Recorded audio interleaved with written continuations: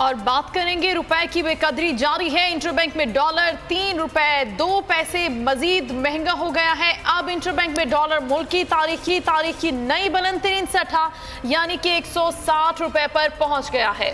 रुपए की बेकदरी जारी है। इंटरबैंक में डॉलर 3 रुपए 2 पैसे मजीद महंगा होने की इतलात आ रही हैं, जबकि इंटरबैंक में डॉलर मुल्क की तारीख की नई बुलंद तरीन सतह यानी 160 रुपए पर पहुंच गया है। कफील अहमद हमारे साथ मौजूद हैं, उनसे बात करते हैं। कफील, बताइएगा रुपए के कदर के उड़ान के हवाले से।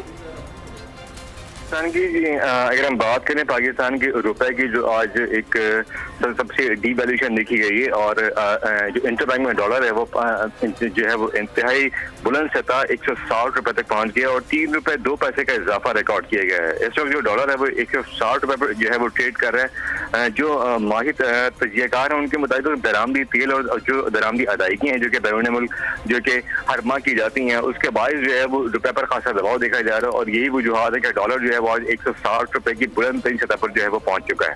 जी बहुत शुक्रिया कफील अहमद, हमें अपडेट कर रहे थे।